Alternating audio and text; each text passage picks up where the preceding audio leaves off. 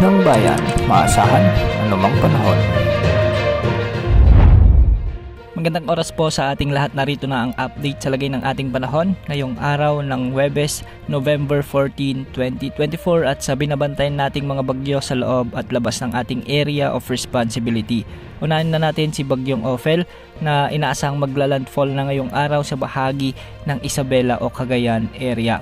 Ayon sa Pag-asa, posible pang lumakas ito bago maglandfall at maabot niya ang kanyang peak intensity bago ito tumama sa kalupaan ng Cagayan o Isabela area ngayong araw ng hapon. Makikita rin sa forecast track na posible pang mag-iba ang tinatahak na landas ni Bagyong Ophel at posibleng kumilos pa ito ng pataas at mahagip na lamang ang ilang bahagi ng Cagayan area lalo na sa may Santa Ana. Hindi rin inaalis ang posibilidad na mas bumaba ng bahagya at posibleng dumaan sa bahagi ng Isabela at dumaan sa mga lalawigan ng Apayao o di kaya naman ay sa may Babuyan Islands. Ito ay dahil sa isang high pressure area na posibleng nagtutulak sa bagyo pababa. Ngayong araw nga dahil sa patuloy na paglapit ng Bagyong Ophel sa bahagi ng Northern Luzon, posible nang makaranas ng mga intense o torrential rains o katumbas ng mahigit 200 mm na pag-ulan ang mga lalawigan ng Cagayan, Babuyan Islands at Isabela. Posible na ring makaranas ng mga malalakas hanggang sa matitinding pag-ulan ang mga lalawigan ng Ilocos Norte at Apayao. Ito ay dahil sa paglapit rin ng mga kaulapan na dala ni Bagyong Ophel. At sa mga lalawigan naman ng Abra, Kalinga Mountain Province at Ifugao ay makakaranas naman ng mga moderate to heavy o katumbas ng 50 to 100 mm na pag-ulan.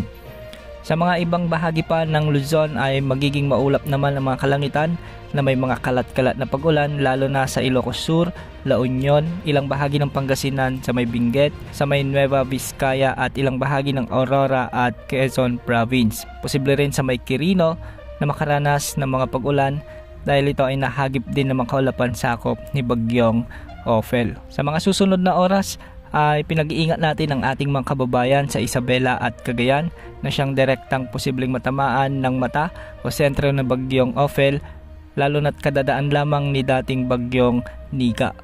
Marami pang lugar dito ang lubog sa baha kaya doble ingat po sa mga kababayan natin dyan. Samantala isa pang bagyo ang minomonitor natin sa labas ng ating area of responsibility at posibleng makapasok na rin sa loob ng ating PAR at tatawagin na itong Bagyong Pipito. Mabilis itong kikilos ng pakanluran hanggang sa araw ng Biyernes at kikilos na ito ng hilagang kanluran o kanluran, hilagang kanluran sa araw ng Sabado. Posibleng tumamaan naman ang sentro nito sa araw ng Sabado ng gabi sa bahagi ng Bicol Region kung hindi mag-iiba ang forecast nito. At dahil nga may tinatawag tayong cone of uncertainty at dahil sa may malakas na high pressure area sa taas sa southern Japan ay posible pang itulak nito pababa ang bagyo bilang malakas na bagyo. Inaasahan din o may posibilidad din na lumakas pa ito bilang super typhoon bago maglandfall sa southern Luzon o di naman ay sa bahagi ng central Luzon.